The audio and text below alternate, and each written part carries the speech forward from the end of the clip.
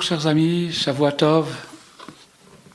Nous voici dans la semaine de Lag BaOmer, qui est une grande fête célébrée en Israël, dans tous les coins du pays. Il y a plusieurs coutumes, les enfants allument des brasiers, il y a des chants, il y a des récitations qui ont tous lien avec Rabbi Shimon Bar Yochai, puisque c'est le jour de son anniversaire, le jour où il a quitté ce monde, la Iloula. Pourquoi est-ce qu'on fête la Iloula? Pourquoi est-ce qu'on fête ça comme une fête? En vérité, on devrait plutôt être un peu endeuillé. Pour une raison très simple, parce que Rabbi Shimon Bar Yochai nous a laissé un héritage extraordinaire, le Zohar. L'essentiel de son enseignement, c'est le Zohar, le livre de la splendeur, qui a été laissé par Rabbi Shimon Bar Yochai et qui nous éclaire jusqu'aujourd'hui. C'est d'ailleurs le sujet de notre cours d'aujourd'hui, qui est un cours qu'on a déjà fait il y a très très très longtemps, mais dans lequel aujourd'hui on va apporter une nouveauté, une innovation qui vaut la peine.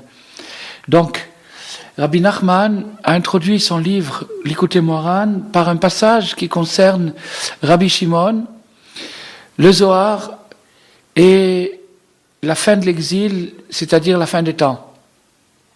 Donc, aujourd'hui, c'est la semaine de Lag BaOmer, bientôt ça sera la fête. Je réponds à la question pourquoi est-ce qu'on fait ça comme une fête, alors qu'en vérité c'est un jour qui devrait être peut-être triste. Eh bien non, parce que c'est pour nous dire que tout au long d'une année, Rabbi Shimon Bar Yochai a continué à inspirer des centaines et des milliers de personnes qui, grâce à son enseignement, se sont améliorées, se sont rapprochées de Dieu, sont sorties de leurs problèmes. Donc pour ça, Rabbi Shimon Bar Yochai est devenu encore plus grand. Parce qu'on sait que quand on cause à quelqu'un un progrès, on partage avec lui les avantages de ce progrès. Quand on aide quelqu'un à s'améliorer, on partage le résultat de cette amélioration.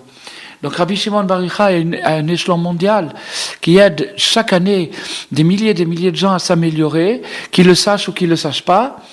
En tout cas, il les aide. Donc tout ça, cette force, ce capital d'énergie développé par des gens grâce au message de Rabbi Shimon Bar Yochai vient à son actif et lui donne encore plus de force pour nous aider dans l'année à venir. Et c'est pour ça qu'on fait une véritable fête, qui est d'ailleurs la manifestation juive la plus imposante, la plus importante dans son nombre au monde. Il n'y a pas un rassemblement. Il faut savoir qu'en Israël, il y a à peu près 250 000 à 300 000 personnes qui se rendent à Méron ce jour-là, malgré que ça ne soit pas facile. Il faut stationner un peu loin du site, il faut s'y rendre à pied ou avec des navettes. C'est pas facile, mais c'est splendide, c'est magnifique, et ça vaut la peine parce que on reçoit ce jour-là de Rabbi Shimon des doses d'espoir, de courage, d'envie de continuer et de clarté. Donc, on va étudier aujourd'hui, on va essayer d'étudier aujourd'hui ce sujet dont Rabbi Nachman nous a révélé le secret de la grandeur de Rabbi Shimon. Où réside la grandeur de Rabbi Shimon?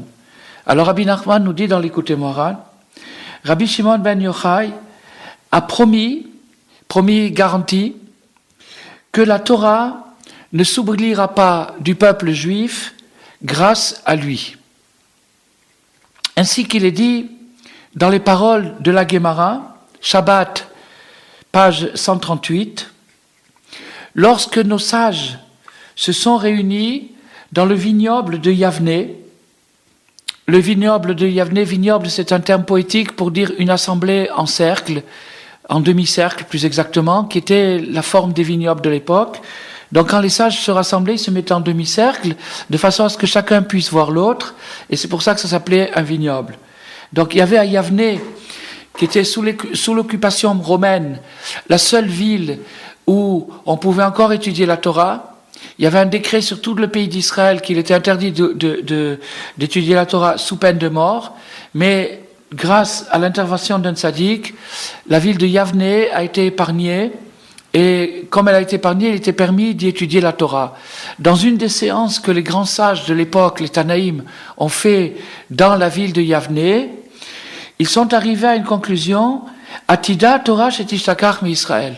La Torah finira par s'oublier du peuple juif. Ve'amar Rabbi Shimon Bar Yochai, shelo tishtaka. Rabbi Shimon Bar Yochai a dit non, la Torah ne s'oubliera pas. Ainsi qu'il est dit, Ki lo tishakar mipi zaro. Ki lo tishakar mipi zaro. Car elle ne s'oubliera pas de la bouche de son engeance. Donc, Rabbi Shimon Bar Yochai a démenti l'opinion des sages. Les sages ont dit la Torah va s'oublier. Rabbi Shimon nous dit non, la Torah, chas v'shalom, la Torah ne s'oubliera pas, car nous avons un verset qui nous dit car la Torah ne s'oubliera pas grâce à ses enfants. Ce verset a été dit à peu près 1500 ans avant Rabbi Shimon par Moïse. Moshe Rabbeinu a dit ce verset, il a dit, Moshe Rabbeinu nous a garanti que la Torah ne s'oublierait jamais. Par contre, les sages, eux, ont vu les choses autrement, non pas qu'ils ont démenti l'opinion de Moshe Rabbeinu, mais ils ont dit, oui, il restera toujours quelque chose, mais en grand, ça s'oubliera. Qu'est-ce que ça veut dire, ça s'oubliera? Ça veut dire qu'on va arriver à une époque où les gens poseront des questions et il n'y aura personne pour leur répondre. C'est ça que les sages ont prévu quand ils ont dit que la Torah s'oubliera, ça veut dire la Torah essentielle, celle qui répond à nos questions. Donc les sages ont dit, la Torah finira par s'oublier, et Rabbi Shimon a dit, non, la Torah ne s'oubliera pas. Il est évident que les sages connaissaient ce verset, c'est un verset de la Bible, un enfant de 5-6 ans dans un cheder connaît déjà ce verset. Donc les sages le connaissaient aussi, mais ils ont vu un angle pessimiste, certainement à l'obscurité des événements qu'ils vivaient à l'époque, l'occupation romaine, et surtout, ces perspectives, ces prolongations, ces projections, à savoir 2000 ans d'un interminable tunnel qui est l'exil dans lequel nous sommes encore jusqu'aujourd'hui. Donc les sages ont vu ça, ils ont multiplié les signes qu'ils avaient déjà à l'époque de début de faiblesse, d'assimilation, d'influence extérieure, etc., etc. Ils ont dit, à la longue, la Torah finira par s'oublier. Qu'est-ce que ça veut dire finira par s'oublier? Ça veut dire qu'il y aura une telle faiblesse que quand quelqu'un aura une vraie question, une question importante pour lui, il trouvera personne pour lui répondre. Et Rabbi Shimon a dit non, ça ne se produira pas. Pourquoi? Parce que Moshe a dit que la Torah ne s'oublierait pas. Donc nous avons ici une dispute typique talmudique, c'est-à-dire deux grands maîtres des géants du Talmud, un groupe, plus exactement un groupe de géants, et un géant tout seul, Rabbi Shimon, qui sont en désaccord. L'un voit blanc et l'autre voit noir. L'un voit que la Torah ne s'oubliera pas et les autres voient qu'elle s'oubliera, ce qui est diamétralement opposé a priori. Alors, Rabbi Shimon Bar Yochai, l'auteur du Zohar, le Zohar qui, à l'époque de Rabbi Shimon, à l'époque où les sages ont parlé de la sorte, où ils ont dit que la Torah s'oublierait, bien entendu que le Zohar était inconnu. D'ailleurs, le Zohar a été écrit le dernier jour de la vie de Rabbi Shimon, le jour de l'Akba Omer, par Rabbi Abba. Mais le matériel du Zohar, c'est-à-dire le contenu du Zohar, était ultra secret. Rabbi Shimon se réunissait avec ses élèves et ses amis dans des grottes, dans des endroits secrets, et ils ne divulguaient jamais le résultat de leurs études. C'était ultra secret. C'était la Kabbale au plus haut niveau. Donc, c'était des réunions secrètes. Des réunions qui, d'ailleurs, avaient souvent la visite du prophète Élie ou de Moshe Rabbeinu lui-même, ou bien d'anges, ou bien d'âmes du monde supérieur, et qui venaient, qui ont développé toute une littérature qui s'appelle le Zohar, qui est en vérité un ensemble fabuleux, un océan de connaissances ésotériques, mystiques, qui nous donne tous les secrets et toutes les clés profondes de la Torah. Donc Rabbi Shimon nous a dit dans le Zohar, grâce à ce livre, grâce à ce Zohar, grâce à cette lumière qui se révèle dans ces assemblées secrètes et qui finira par être connue sur terre, pas encore maintenant, ça va prendre 1200 ans, grâce à ce Zohar, ils sortiront enfin d'exil. Le peuple juif sortira d'exil grâce au Zohar. Alors, on va expliquer, avant de continuer la révélation de Rabbi Nachman, on va expliquer un petit peu ça. Ça veut dire que l'exil, qui est la faiblesse dans l'inspiration et l'intuition spirituelle du peuple juif. Le peuple juif a une inspiration et une intuition spirituelle qui le lie à une mission cosmique, une mission mondiale de réparer l'univers, les univers fragmentés, les récipients brisés, de réparer le monde. Cette inspiration et cette intuition qui est le fil vital qui alimente la conscience juive et qui nous permet de garder notre identité dans les conditions les plus rudes et les plus adverses, ce fil-là dépend de la foi. C'est la foi, c'est ce qu'on appelle la foi. Et cette foi doit être alimentée. Elle doit être alimentée quand on lui révèle des étincelles de splendeur, quand on montre à quelqu'un qui est croyant des preuves, même si ce ne sont pas des preuves parfaitement logiques, mais simplement des étincelles qui viennent le renforcer dans son effort, dans son engagement. Alors là, le croyant se libère des angoisses de l'exil. Les angoisses de l'exil, c'est-à-dire la peur du voisin, la peur du qu'en dira-t-on. Quand on est coincé par le qu'en dira-t-on, qu'est-ce que vont dire les gens? Alors à ce moment-là, on est en exil. Pour se libérer de ça, il faut renforcer son intuition et sa croyance dans le fil qui nous lie avec notre mission suprême. Et à ce moment-là, il n'y a plus ni voisin ni rien du tout. On n'a peur de rien. On est dans une joie et dans une dynamique immense.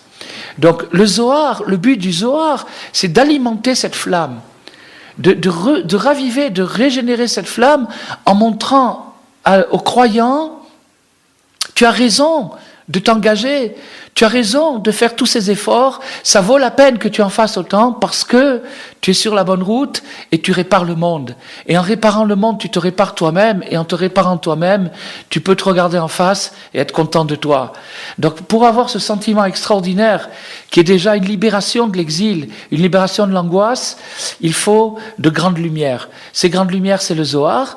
Le Zohar est un livre secret à l'époque où il est écrit, mais 1200 ans après, il sera découvert en Espagne, dans la ville de Tulitula, et alors c'est alors que le peuple juif va littéralement renaître. Il va y avoir une renaissance spirituelle à ce niveau-là, à partir du moment où le Zohar va être révélé sur terre. Petit à petit, les sages vont le découvrir, l'expliquer, l'analyser, jusqu'à l'arrivée de Arizal, Ari Akadosh, qui est le plus grand commentateur du Zohar, celui qui a littéralement déchiffré les codes secrets du Zohar. Et on considère l'arrivée de Arizal, c'est-à-dire ce commentateur de Galilée, on considère sa révélation comme le début de la rédemption universelle. Il y a la rédemption personnelle, c'est-à-dire celle que chacun peut opérer sur lui-même, et il y a la rédemption universelle, celle de tout le peuple juif et de toute l'humanité, grâce à la lumière du Zohar. Voilà donc ce que Rabbi Nachman nous donne en introduction à son œuvre, à son Likutei Moharan. Alors, maintenant, encore un petit mot là-dessus. L'exil, on a expliqué, c'était le manque d'inspiration, l'angoisse. C'est aussi le désespoir, le découragement, le fait de déserter, la désertion, d'abandonner, de renoncer à ses rêves. C'est ça l'exil. Tandis que la rédemption, c'est de recroire encore en soi-même, de croire en Dieu, de croire dans ses rêves et de continuer. Donc le Zohar, la puissance du Zohar, c'est de nous amener les idées nécessaires pour dynamiser, positiver la personne et lui permettre d'échapper à l'angoisse. C'est ça le but du Zohar. Donc Rabbi Nachman ne pouvait pas mettre un meilleur passage d'introduction pour son livre, puisque tout son livre, le Likutei Moharan, est destiné au même but, mais dans un langage moderne, contemporain, même postmoderne, qui nous convient et que nous comprenons bien. Donc maintenant, on va continuer le Chidouche extraordinaire et surtout, on va voir aujourd'hui comment même quand les sages se disputent, en vérité, ils sont d'accord. En vérité, ils disent la même chose, mais les deux aspects d'une même chose. Comme dans un homme, il y a la face et l'arrière, dans chaque chose, il y a deux aspects. Donc, quand les sages se disputent, en vérité, ils ont tous les deux raison. Elou ve'elou divrei Elohim chaim. Cela et cela portent la parole du Dieu vivant. Donc, maintenant, comment est-il possible que quelqu'un qui dit la Torah va s'oublier, quelqu'un qui dit la Torah ne s'oubliera pas, comment est-il possible que les deux aient raison? C'est ce qu'on va voir aujourd'hui. On va voir ça aujourd'hui. Bon, mais pour l'instant, terminons l'explication de Rabbi Nachman. Et maintenant, viens voir, regarde les merveilles cachées de notre Torah, les codes cachés de la Torah, c'est-à-dire ce que Moshe a réussi à cacher par prophétie dans la Torah. Car Rabbi Shimon Bar Yochai a utilisé ce verset qui lo tishakar mi pizaro, car elle ne sera pas oubliée de la bouche de son engeance, de sa descendance, sur ce verset-là, parce que en vérité, dans ce verset lui-même, est indiqué d'une manière secrète et cachée, par une allusion codée, le secret de Rabbi Shimon Bar Yochai, c'est-à-dire que Moshe Rabbeinu, 1500 ans avant, savait qu'il va venir sur terre un sage qui s'appellera Rabbi Shimon Bar Yochai, le fils de Yochai, et que ce sage va libérer une lumière céleste qui accompagnera le peuple juif jusqu'à sa rédemption. Alors comment Moshe Rabbeinu peut-il cacher une telle prophétie, que la Torah ne s'oubliera pas d'Israël grâce à Rabbi Shimon? Regarde les lettres finales de ce verset. Les lettres finales de ce verset, les voici. Ki, un Yud, Lo, un Aleph, Tishakar, un Chet, Nipi, un Yud, et Zaro, un Yud. Si on prend ces lettres finales et qu'on les met ensemble, on obtient le mot Yochai. Le Yud ici, le Vav là-bas, le Chet ici, le Aleph ici et le Yud ici. Voilà. Donc, le mot Yochai est indiqué par code, mais clair, dans les lettres finales de ce verset, il y a marqué Yochai. Yochai, c'est qui? C'est le père de Rabbi Shimon. Donc, grâce au fils de celui qui est indiqué dans ce verset, de la bouche de son fils, c'est-à-dire de Rabbi Shimon, de la bouche du fils de Yochai, la Torah ne s'oubliera pas. C'est quelque chose d'extraordinaire. C'est quelque chose d'extraordinaire comment Moshe Rabbeinu a réussi à cacher en 1500 ans avant, dans le Pentateuque, dans le verset de la Bible, il a réussi à cacher qui va être le fils du libérateur, le père du libérateur, Yochai, qui est indiqué par les lettres finales de ce verset, et qui est celui grâce à qui la Torah ne s'oubliera pas des enfants. Voilà, donc ça c'est la révélation extraordinaire que Rabbi Nachman a fait sur Rabbi Shimon, révélation qui s'accompagne bien entendu d'un sens profond, c'est pas juste une coïncidence ou un joli arrangement de lettres, mais c'est quelque chose de très puissant, comme on va finir de l'expliquer maintenant. Donc j'ai promis de dire pourquoi et comment est-il possible que les sages qui disent que la Torah va s'oublier et Rabbi Shimon qui dit que la Torah ne s'oubliera pas, comment est-il possible que les deux aient raison? Alors voilà maintenant l'explication. L'explication, c'est que quand Dieu a créé le monde, il a créé avec 10 paroles. Les 10 paroles de la création du monde sont les paroles dans lesquelles il a dit que la lumière soit, qu'il y ait un ciel, qu'il y ait des végétations, qu'il y ait des luminaires, qu'il y ait des animaux et qu'il y ait l'homme. Il y a en tout 10 paroles dans lesquelles Dieu dit que telle et telle chose soit. Dit, ça veut dire qu'il n'a pas dit avec une bouche, puisque ça c'est déjà de l'anthropomorphisme, mais il l'a dit en condensant sa sagesse sous forme d'existence. Donc l'existence, c'est une parole divine, et donc comme toute parole, elle peut être comprise. Si elle est comprise, on a compris ce qu'il voulait dire. En attendant, si vous comptez le nombre de paroles qu'il y a dans le récit de la création, vous allez en voir que 9. Vous allez en voir que 9. Que 9 fois, vous verrez, Vayomer, Vayomer, Vayomer, Vayomer, 9 fois. Alors comment se fait-il qu'on dit 10 paroles alors qu'il y en a 9? La réponse est la suivante, c'est que la première parole, qui est le premier verset de la Torah, qui nous dit « Au commencement, Dieu créa le ciel et la terre », cette parole-là est une parole hermétique. Que signifie une parole hermétique? Une parole qui n'est pas ouvertement prononcée. Une parole silencieuse, si on peut dire, c'est un paradoxe, mais c'est comme ça. Donc cette parole-là, qui n'est pas ouvertement prononcée, mais qui contient toutes les autres paroles, puisque quand on dit que Dieu a créé le ciel et la terre, ça inclut tout le reste, tout ce qui va se développer par la suite. Cette parole-là, qui est la parole hermétique, pourquoi est-elle hermétique? Pourquoi Dieu a fait que la parole la plus importante, la parole initiale, la parole qui est la racine de toutes les paroles, pourquoi cette parole est-elle hermétique? Pourquoi n'est-il pas marqué « Et Dieu dit que ciel et terre existent » comme ça existe dans les autres versets?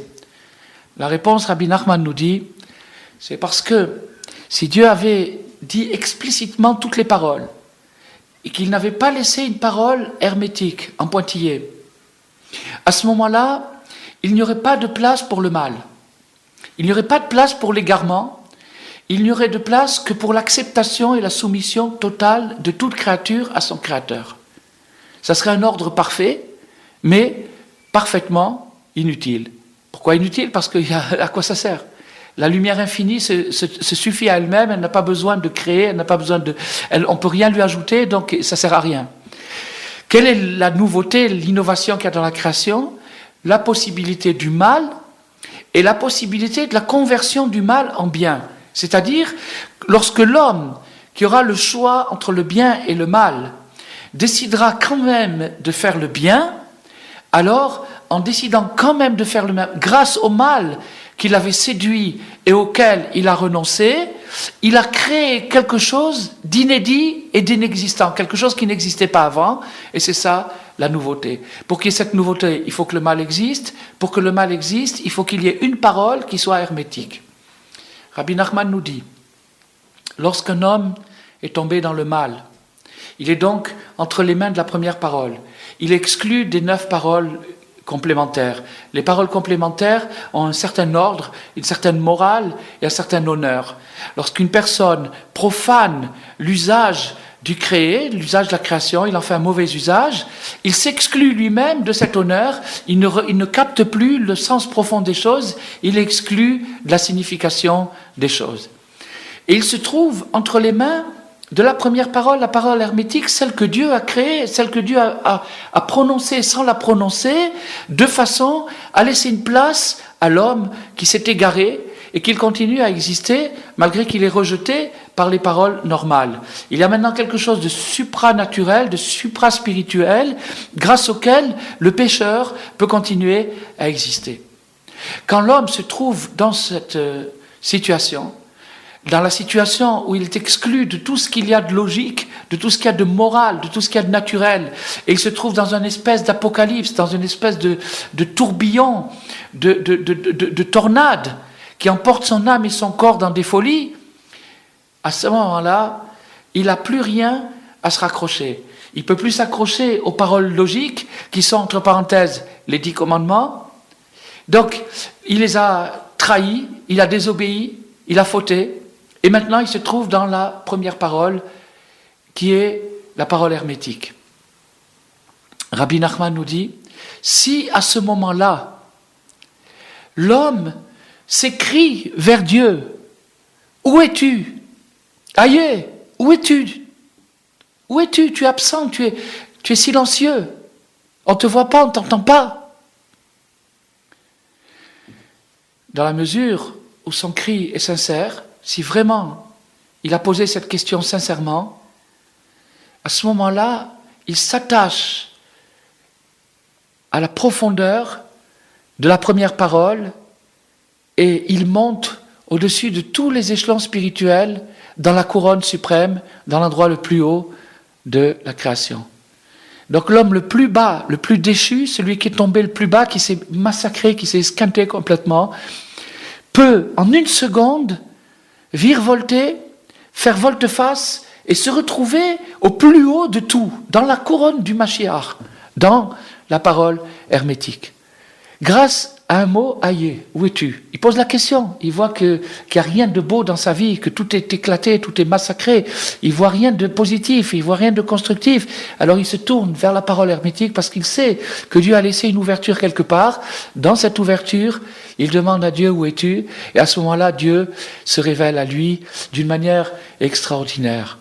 C'est la manière la plus profonde, c'est la manière qui répare tout, c'est le pardon. Donc maintenant, nous allons réconcilier les sages. Quand les sages ont dit que la Torah finira par s'oublier, ils ont parlé au niveau exotérique, c'est-à-dire au niveau révélé, au niveau du niglé, de la Torah révélée. Que cette Torah révélée finira par s'oublier, et on le voit bien aujourd'hui, vous n'avez qu'à faire l'expérience.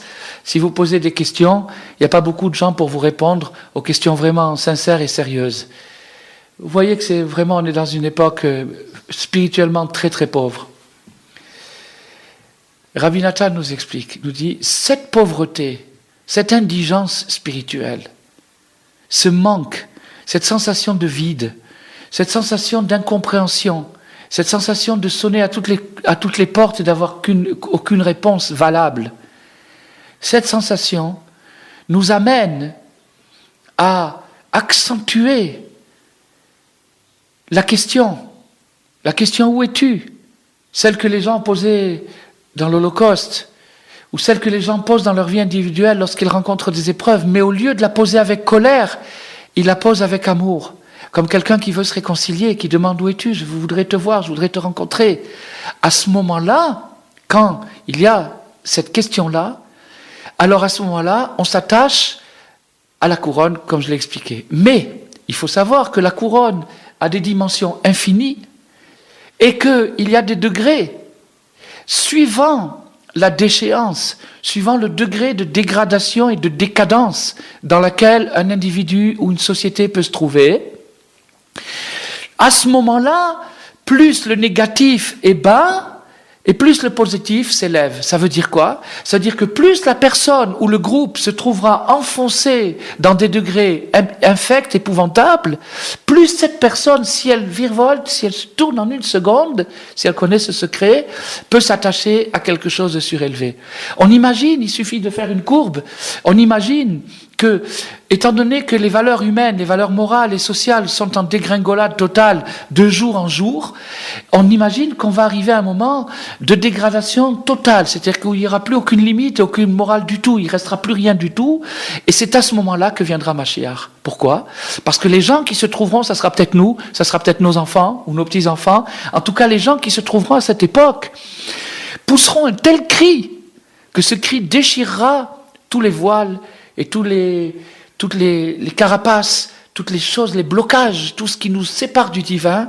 Et à ce moment-là, Dieu se révélera dans sa splendeur, dans son amour, et ça sera la réconciliation. Voilà donc ce que nous allons fêter dans quelques jours. Un petit peu, on va recevoir de Rabbi Shimon Bar Yochai un petit peu de Zohar, un petit peu de lumière, ceux qui iront à Méron, et encore plus que ceux qui iront à Méron, ceux qui rêveront d'aller à Méron, même s'ils en sont écartés de plusieurs milliers de kilomètres, mais qu'ils le désireront vraiment, ils seront spirituellement à côté de Rabbi Shimon. Ils seront unis à Rabbi Shimon, et Rabbi Shimon fait des grands cadeaux le jour de son anniversaire. C'est lui qui distribue des cadeaux. Des cadeaux, c'est quoi? Ne te décourage pas. Tu dois continuer et tu peux y arriver. Au contraire, si tu te trouves dans un degré très bas, sache que c'est de là où tu pourras monter le plus haut si tu sais attraper cette clé. Voilà donc, on a révélé cette chose-là, et espérons que tout le monde en fasse bon usage et qu'on reçoive cette année des beaux cadeaux de Rabbi Shimon qui nous permettent de survivre encore une année et de faire de belles choses. À bientôt.